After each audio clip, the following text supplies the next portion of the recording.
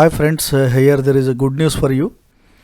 Recruitment notification from IBPS, Institute of Banking Personnel Selection. There is a recruitment for POs, probationary officers.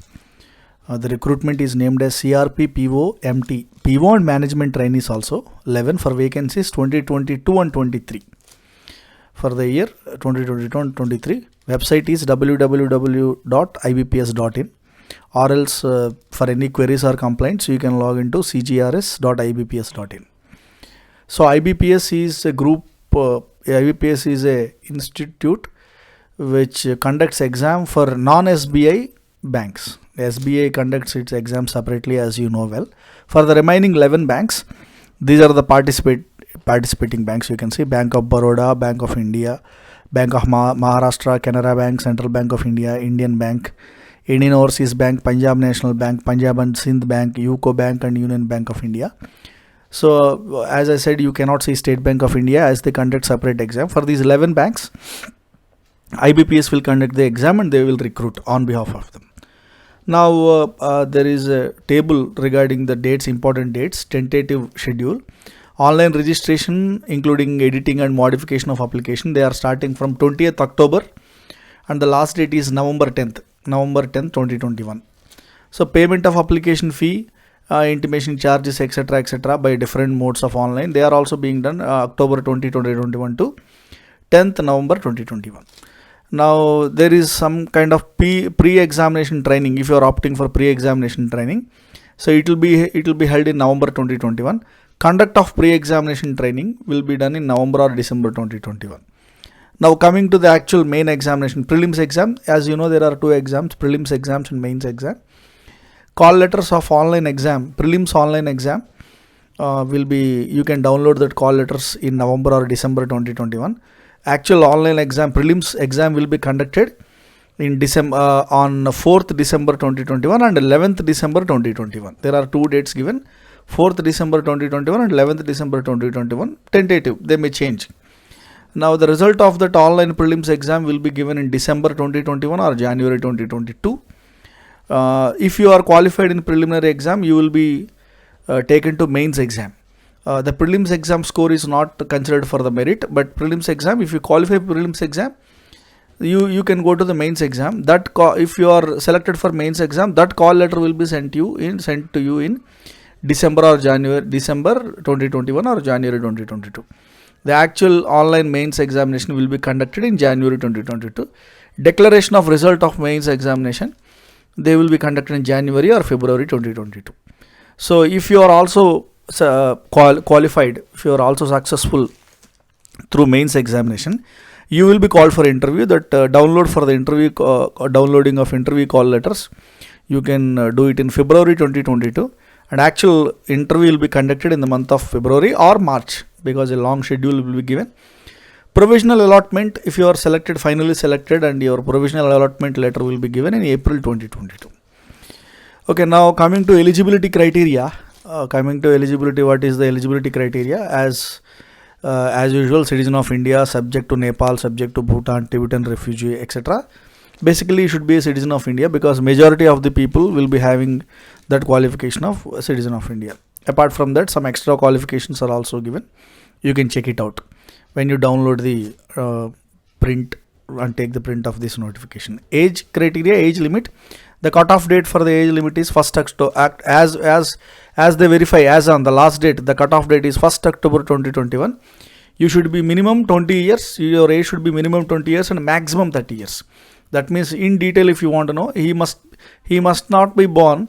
He must not be born before 2nd October 1991. That means that is the meaning, not earlier than, not before 2nd October 1991 and not after 1st October 2001.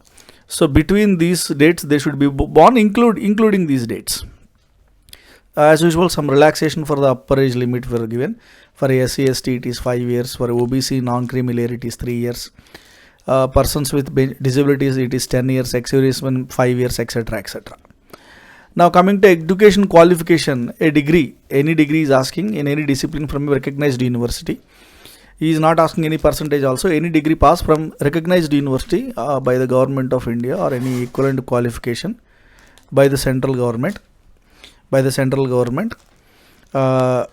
The candidates must possess valid mark sheet, degree certificate, and whenever she going for indicating the marks while registering the online while filling the online application form, so they must possess all the mark sheets and degree certificates with them. These education qualifications from a proper all these education qualification mentioned should be from a university or an institute, just like IIT, or a board recognized by Government of India, approved by government regulatory bodies on or before 10th November 2021. So proper documentation should be done. Now if your institute, just like IITs and everything NITs, if they follow CGPA or OGPA marks percentage, they should be converted into percentage and they should be applied. If your institute or if your college follows the CGPA grading or OGPA grading, you should convert them, and that conversion certificate also should be produced whenever the IBPS board asks you, right? So they will calculate according to that. Now coming to the next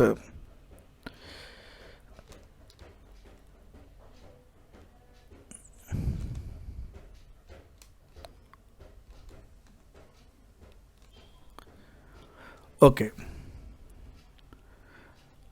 Coming to the next important point, the structure of the online. As you know that both prelims and mains both are conducted through online mode. So this is the process of the preliminary examination, and there are 3 tests. English language questions are 30, maximum marks are also 30. Medium, obviously the English question paper will be done in English only, separately timed. It is not a cumulative time. First 20 minutes will be given to English.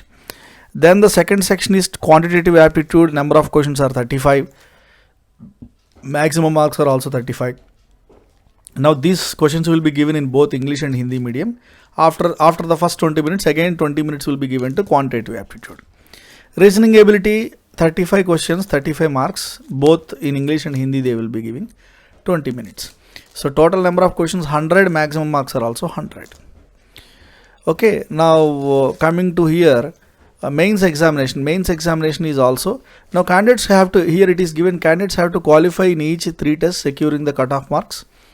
Adequate number of candidates in each category as decided by the, so for cutting off there is no sectional cutoff, I think so.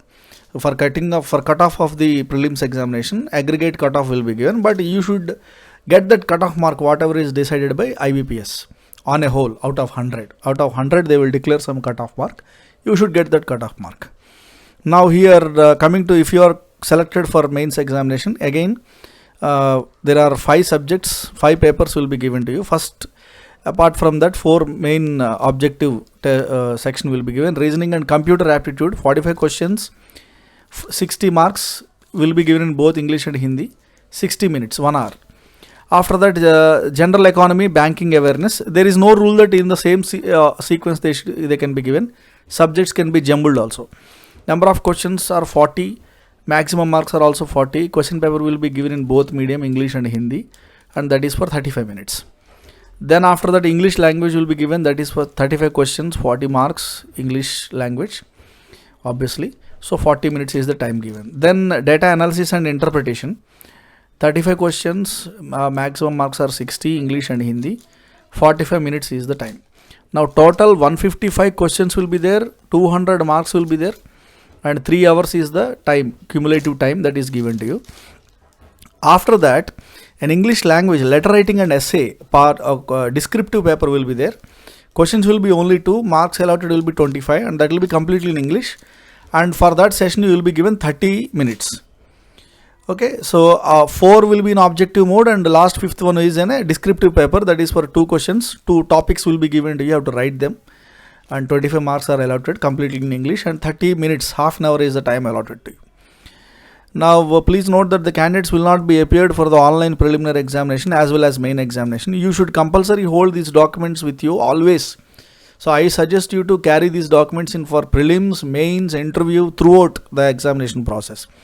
A valid call letter should be there with you. Those candidates who are called for main exam also required to bring this authenticated stamped call letter of the prelims examination. First you have to take this valid call letter.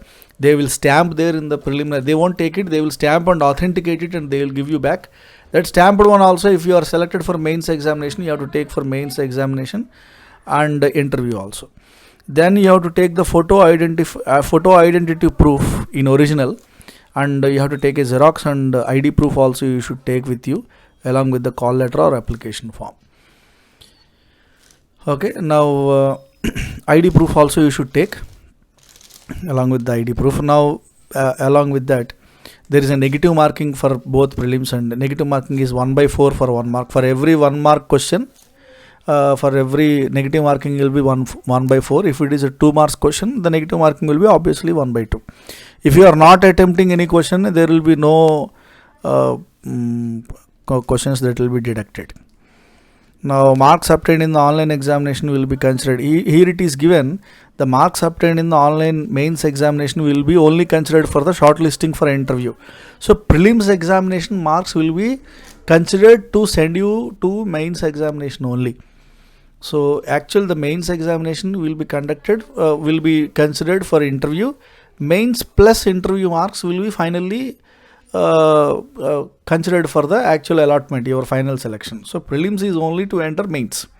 Prelims has nothing to do with the final allotment. Okay. Now conducting the interview, coming to the interview pattern. While appearing the interview, candidate should produce valid certificates. Whatever the certificates you have, always you should carry them. We don't know when they will ask this thing. Document should be there with you in absence of the candidature. See, they are telling in the absence of documents, candidature of the candidates will be cancelled. So whatever the mark list, whatever they are asking. So if you have a file of originals and photostats, whatever the things you need, you should, if you carry them, that will be always benefit to you. Okay. Now list of the documents at the time of interview. What are the list of the documents that you should produce at the time of the interview? I'll just give you a glance of it. Interview call letter, printout of the online application form, date of birth proof, photo identity proof, mark sheets. If you are applying through caste reservation, that caste reservation certificates. If you are applying through EWS, income and asset certificate, physically disabled means disabled certificate, ex-serviceman, whatever the relevant. If you are having any experience, you should have that. You can show that experience certificates. Whatever the relevant certificates are there, everything should be there with you in the time of interview. Okay. Now coming to the next important point. Provisional allotment. What after interview you will be allotted provisional. Since it is an all India level job, they can place you anywhere. This is an all India cadre and provisionally allotted candidate subject to fulfilling all required criteria. They may be posted anywhere in India, outside India. Some banks have branches outside India, just like Bank of Baroda, State Bank of India have got good number of branches outside India also. Bank of Baroda has got highest number of branches, I think so. So you can be posted there also. Now clearly nowadays they are telling ration card and driving license will not be accepted as a previously they used to accept this driving license, but now they have deleted this too. Ration card and driving license are not accepted as a ID proof. Now better to take something like Aadhaar card, voter card, PAN card, which is authenticatedly given by Government of India. Aadhaar card, PAN card, voter card and passport. Aadhaar card and PAN card, it is better to take them. Okay, now coming to social distancing mode of the conduct of exam. Since it is a COVID period, some mask you should have, gloves, personal transparent water bottle, hand sanitizer. So these things are permitted into the hall because it is a COVID time. A simple pen, exam related documents, these you can take. Whatever they tell, those things only you can take into the examination hall. Mask, gloves, your water bottle, etc. Now coming to application, how to apply form. So already they are saying 20 October is the starting date, 10th November is the last date. So you should have this before going for the online application. You should have this scanned photograph, 4.5 into 3.5 centimeters photograph, signature, left hand thumb impression. Then handwritten declaration. What is that handwritten declaration? I dash the name of the candidate, your name. Hereby declare that all the information submitted by me in the application form is correct, true and valid. I will present the supporting documents as and when required. that handwritten declaration will be there. And signature, you should not put your signature in capital letters. Your mark signature will be there. That style only you have to put the signature. Now keep the necessary details and documents ready to make online payment. And after that, clearly, and one more thing, the above mentioned handwritten declaration has to be candidate's handwriting only, and in English only, and should not be in capital letters. You should be writing in second, as you write continuously. They should not be in capital letters. Nothing should be in capital letters. They are not at all accepting in capital letters. In a continuous writing form, you should write. So you should have a valid personal email ID and phone number, because no postal communication will be done. Everything will be done through mobile number and email ID. So all the candidates are requested to have a working and active email ID and phone number throughout the process. Now coming to application fee, including GST, application fee. Application fee 175 rupees for SC, ST and physically disabled candidates, and 850 rupees for remaining people. That is the application fee. Bank transaction charges and will be borne by the candidate only. Now how to apply? You should go to website www.ibps.in. click here, you will have a home page, and then click the link CRPPOMT and click here to apply online. That you have to click on management training.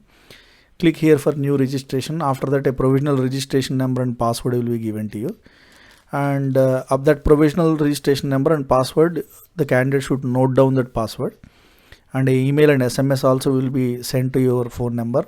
What is that email and the password?